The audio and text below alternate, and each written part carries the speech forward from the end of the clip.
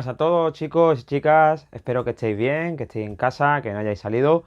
Y bueno, hoy voy a explicaros un poquito sobre lo que nos toca por ver, ¿vale? Ya vimos los otros días lo que era el ortoedro, el cubo y el prisma en clase. Os mandé un vídeo sobre las pirámides y hoy nos toca ver qué es el cilindro, ¿vale? Primero de todo vamos a ver una pequeña introducción teórica con algunos ejemplitos sobre en qué consiste o qué es este cuerpo geométrico que vamos a estudiar y posteriormente veremos unos ejemplos. Vamos a ello. Bien, lo primero que tenemos es que preguntarnos qué es un cilindro. Pues bien, un cilindro es una figura o un cuerpo geométrico como la que aparece a continuación que tiene una forma de tubo alargado. Ese tubo alargado hemos considerado que tiene una altura h y su base es un círculo de radio r como lo que hemos estudiado en el tema de figuras planas. Bien, ¿qué ejemplos reales podemos tener como cilindros? Pues el típico rollo de papel higiénico cuyo interior es un tubo, sí, ese que se ha ahora mismo exterminado en todos los centros comerciales debido al tema del coronavirus. Y además, una lata de refresco también, como la que conocemos típica, tiene forma de cilindro. Además, los cilindros cumplen que es un cuerpo de revolución, es decir, son aquellos que sostienen de girar una figura plana a través de un eje denominado eje de giro.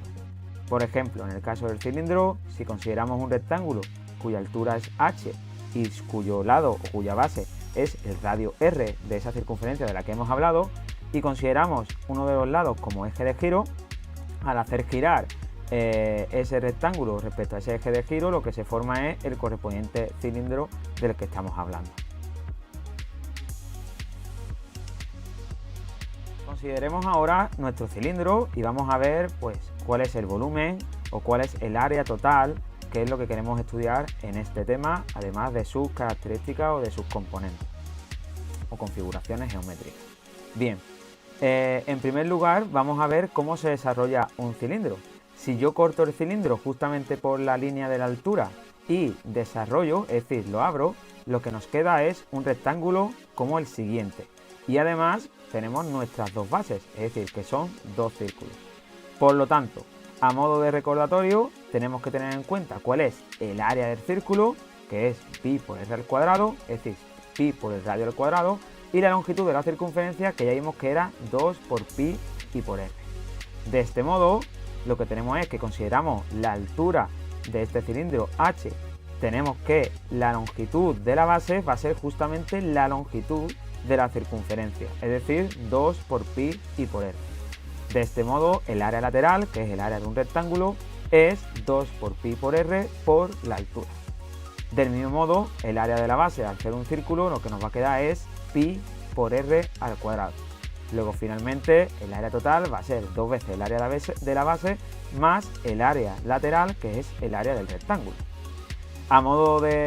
Para calcular el volumen, a modo de ejemplo, teníamos los prismas y las pirámides, que era básicamente considerar el área de la base y multiplicarla por la altura, porque si yo considero un círculo y le aumento o muevo ese círculo una altura determinada, pues lo que hago es generar también un cilindro. Por lo tanto, el volumen de un cilindro es el área de la base por la altura, o lo que es lo mismo, el área del círculo, que es pi por r al cuadrado, por la altura h que hemos considerado.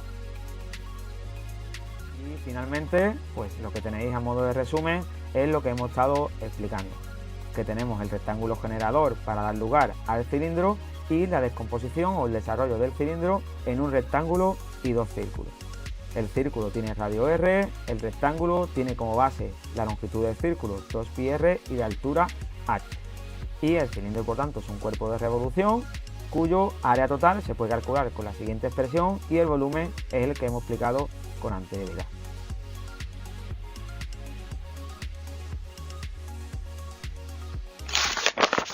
Bien, una vez que hemos visto la parte teórica correspondiente a este apartado, vamos a ver un ejemplito de cómo se calcula el área total o la superficie total de un cilindro y su volumen, ¿vale? Bien, un cilindro, como hemos visto, no es más que una circunferencia, ¿vale? Que va a ser la base de nuestro cilindro, la cual la hemos elevado a una altura correspondiente h, ¿vale?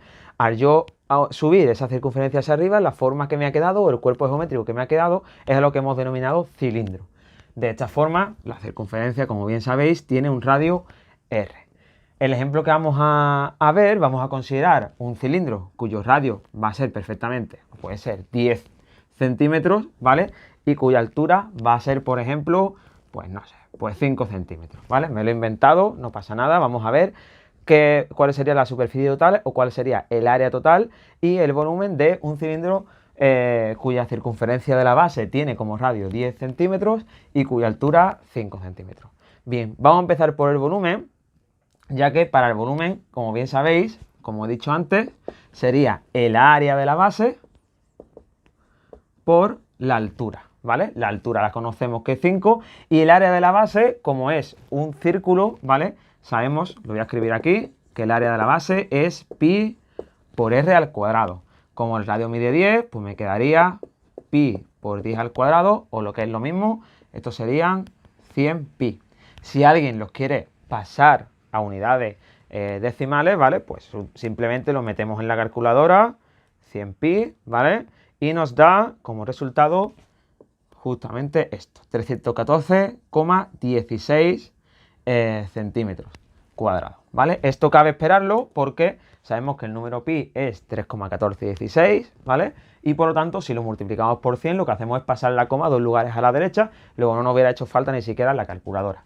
Esto sería el área de la base, por lo tanto, el volumen quedaría 314,16 por 5, ¿vale? Lo hacemos y nos queda, serían 500 pi, ¿vale? Si operamos con 100 pi, pero si no nos queda 1570,79 centímetros cúbicos, ¿vale? Esto de aquí sería el volumen de mi cilindro, ¿de acuerdo?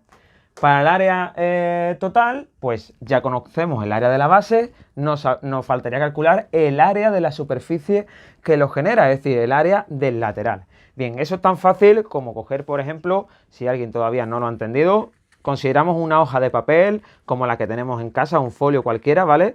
Un folio por aquí, el cual lo hemos plegado formando un cilindro, ¿vale? La forma que nos queda es la de un cilindro. Si yo esa forma o esa hoja de papel la expando, ¿vale? Lo que me queda es lo que teníamos previsto, que es un rectángulo, ¿vale?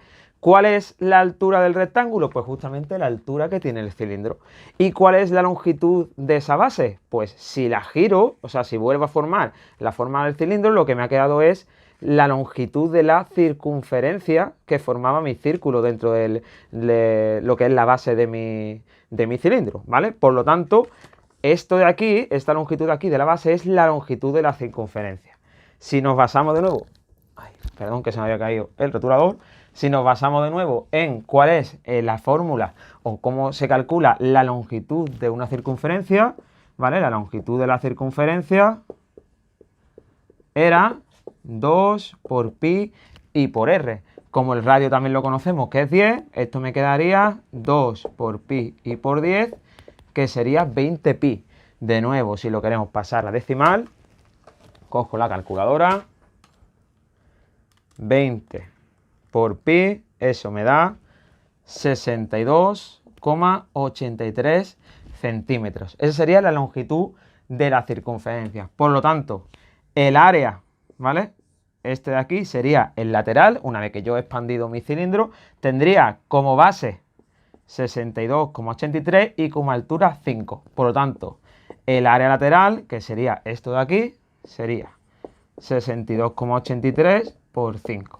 Al yo hacer de nuevo esa operación con la calculadora, me queda 100 pi. Es decir, de nuevo lo mismo que teníamos aquí, 314,16 centímetros cuadrados, ¿vale? Por lo tanto, ha coincidido que el área de la base era similar al área lateral, ¿vale? Una coincidencia que ha ocurrido aquí.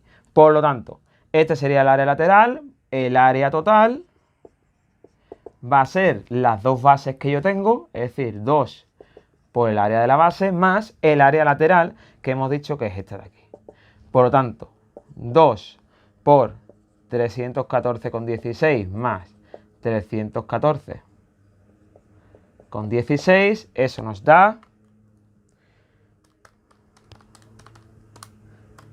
942,83 48 centímetros cuadrados, ¿vale? Por lo tanto, ese sería el área lateral que yo quería, perdón, el área total que yo quería calcular de mi cilindro, ¿ok? Y de esta forma, pues bueno, ya hemos calculado el volumen del cilindro y el área total, teniendo en cuenta su descomposición, ¿vale? Y teniendo en cuenta que tienen su descomposición lateral y las dos bases que tenemos aquí. Bien, si resulta que mi cilindro es un cilindro que no tiene una tapa, ¿vale? O sea, que le falta la parte de arriba, pues igual que hemos procedido anteriormente, cuando calculemos el área total, no nada más que consideramos un área de una base y el área lateral, no hace falta considerar más nada. Y si le faltan las dos bases, pues todavía más fácil. La superficie de ese cilindro, el área de la superficie va a ser justamente el área lateral. Luego solamente nos quedaríamos con esa parte. Nada, espero que os haya servido de ayuda, espero que podáis hacer los ejercicios que se os van a mandar y si alguien tiene alguna duda, pues que escriba, ¿vale? Venga, nos vemos en el siguiente.